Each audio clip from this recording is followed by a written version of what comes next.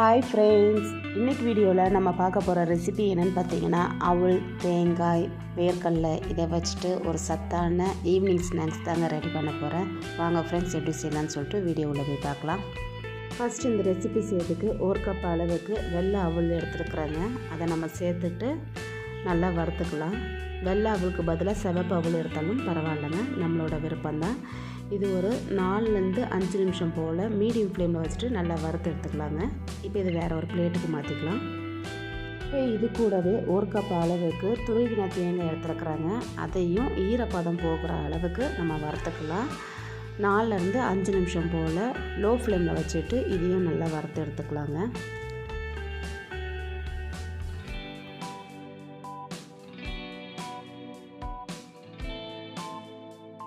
இப்போ இந்த தேங்காவும் நல்லா வறுபட்டு வந்துருச்சுங்க. வேறு ஒரு பிளேட்டுக்கு மாற்றி வச்சுக்கலாம்.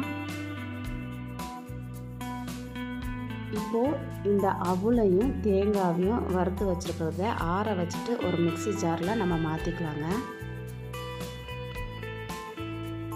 இப்போ தேங்காவும் சேர்த்துருக்குறேன். இப்போ ரெண்டுத்தையும் சேர்த்துட்டு நல்லா பவுடராக அரைச்சிட்டு வந்துடலாங்க.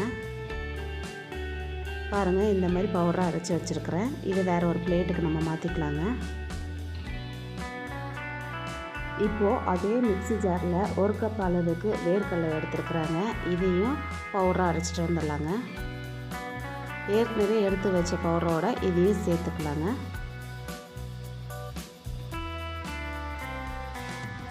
இப்போது ஒரு கடாயில் 1 கப் அளவுக்கு நாட்டு சர்க்கரை எடுத்துருக்குறாங்க. அதுக்கு பதிலாக நீங்கள் வெல்லம் எடுத்தாலும் சரி. இதில் 1.5 கப் அளவுக்கு தண்ணி சேர்த்துருக்குறாங்க. தண்ணி சேர்த்துட்டு இப்போ இது நல்லா கரைஞ்சி கொதித்து வரட்டுங்க. இப்போ இதில் தூசியாக இருக்கும், நம்ம வடிகட்டிட்டு எடுத்து வச்சுக்கலாம். இப்போது வடிகட்டி வச்சுருக்கிற தண்ணியை நம்ம சேர்த்துக்கலாங்க. மாற்றிட்டு இப்போ நம்ம பவுடராக அரைச்சி வச்சுருக்கிறத எல்லாத்தையும் நம்ம சேர்த்துக்கலாம்.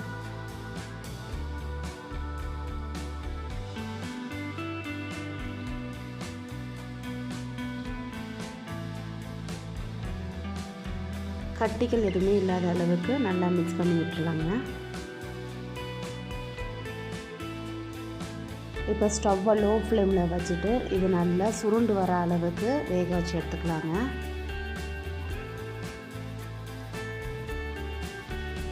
இப்போது இது கூடவே கொஞ்சமாக வேர்க்கடலையை நுணுக்கி வச்சுருக்குறாங்க. நம்ம சாப்பிடும்போது கடிப்பட்டு வந்துச்சுன்னா நல்லாயிருக்கும், அதுக்காக நான் சேர்த்துருக்குறேங்க. சேர்த்துட்டு நல்லா மிக்ஸ் பண்ணி விட்டுடலாங்க. ஸ்டவ் வந்து லோ ஃப்ளேம்லேயே இருக்கட்டும், அடி பிடிக்காத அளவுக்கு நம்ம மிக்ஸ் பண்ணிக்கிட்டே இருக்கலாங்க.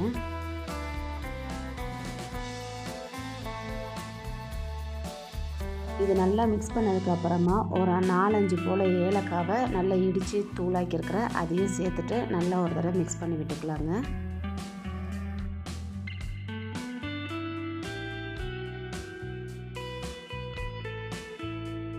இது நல்லா கலந்து விட்டதுக்கப்புறமா 1 ஸ்பூன் அளவுக்கு நெய் எடுத்துருக்குறேங்க. நெய் வந்து நம்மளோட விருப்பம்தான், சேர்க்க பிடிக்கலன்னு சொன்னால் ஸ்கிப் பண்ணிடலாங்க. சேர்த்துட்டு நல்லா மிக்ஸ் பண்ணி விட்டுறலாம். இப்போ இது வந்து கொஞ்சம் நல்லா குக் ஆகிட்டு வரணுங்க. இந்த மாதிரி திரண்டு வரணும். பாருங்கள் ஃப்ரெண்ட்ஸ், இப்போ இது வந்து ரெடி ஆகிடுச்சு. இப்போ இதை வந்து நம்ம ஸ்டவ் ஆஃப் பண்ணிவிட்டு நல்லா ஆற வச்சிடலாங்க. இப்போ பாருங்கள், இது வந்து நல்லாவே ஆறிடுச்சு. இதிலேருந்து சின்ன சின்ன உருண்டைங்களாம் நம்ம பிடிச்சி எடுத்து வச்சுக்கலாங்க.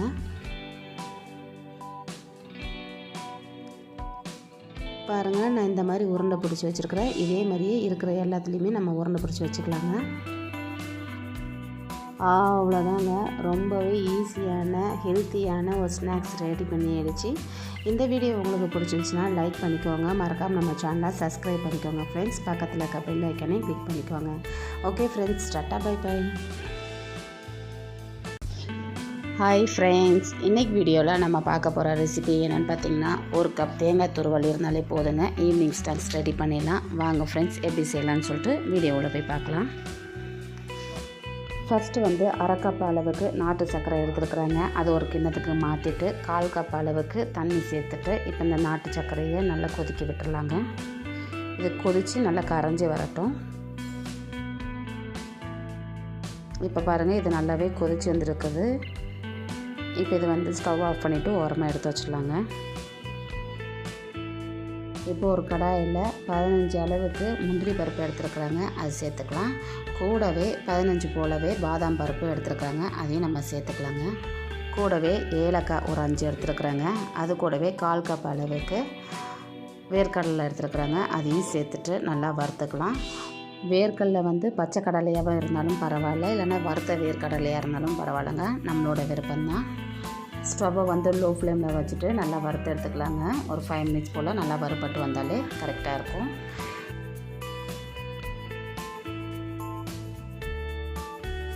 இப்போ பாருங்கள், இது நல்லா வறுபட்டு ரெடி ஆகிடுச்சு. இப்போ ஸ்டவ் ஆஃப் பண்ணிவிட்டு இது நல்லா ஆற வச்சு எடுத்துக்கலாங்க. இப்போ நல்லா ஆறினதுக்கப்புறமா ஒரு மிக்ஸி ஜாரில் நான் சேர்த்துருக்குறேன். சேர்த்துட்டு கொரப்பாக அரைச்சி எடுத்துக்கலாங்க. பாருங்கள், இந்த மாதிரி அரைச்சி எடுத்துகிட்டு வந்தாலே போதும், சரியாக இருக்கும். இது இருக்கட்டுங்க. இப்போ அதே பாத்திரத்தில் 2 ஸ்பூன் அளவுக்கு நெய் சேர்த்துருக்குறேங்க. நெய் வந்து நல்லா உருகி வரட்டும்.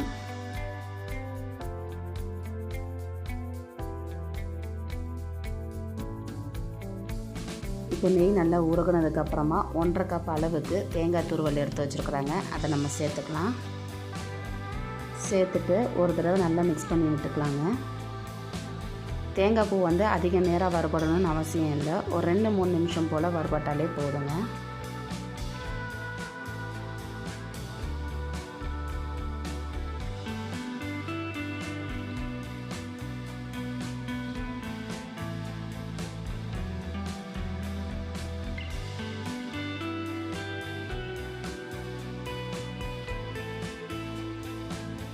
இப்போ பாருங்கள், ஒரு 2 நிமிஷம் போல் நல்லா வறுத்தாச்சு.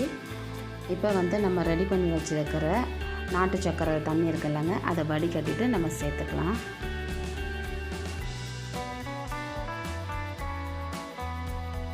சேர்த்ததுக்கப்புறமா கரண்டி வச்சுட்டு நல்லா ஒரு தடவை மிக்ஸ் பண்ணி விட்டுக்கலாங்க. இப்போ இதில் இருக்கிற இந்த தண்ணி எல்லாமே வற்றணுங்க. இப்போ நல்லா கலரி விட்டுக்கலாம்.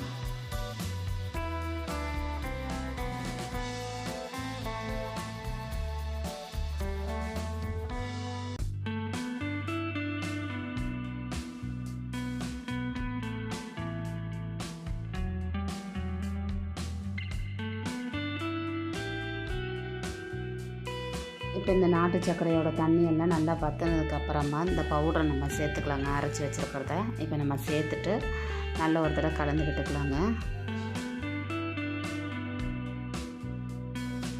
இப்போ இது நல்லா மிக்ஸ் பண்ணி விட்டுடலாம்.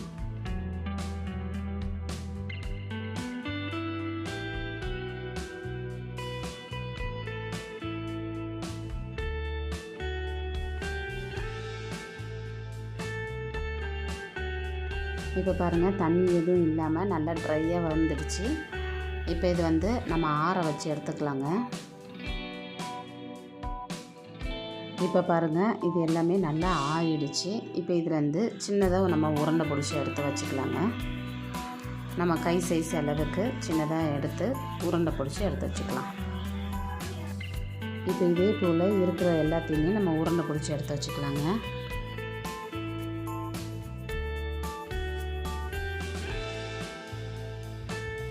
அவ்வளோதாங்க. இப்போ நம்ம ரெடி பண்ணி வச்சுருக்கிற கோகோனட் லட்டு ரெடி ஆகிடுச்சு. இந்த வீடியோ உங்களுக்கு பிடிச்சிச்சின்னா லைக் பண்ணிக்கோங்க, மறக்காமல் நம்ம சேனலை சப்ஸ்கிரைப் பண்ணிக்கோங்க ஃப்ரெண்ட்ஸ். பக்கத்தில் இருக்க பெல் ஐக்கன்லையும் கிளிக் பண்ணிக்கோங்க, அப்போ தான் நான் போகிற வீடியோ எல்லாமே உங்களுக்கு நோட்டிஃபிகேஷனாக வருங்க. Okay friends, tata, bye by.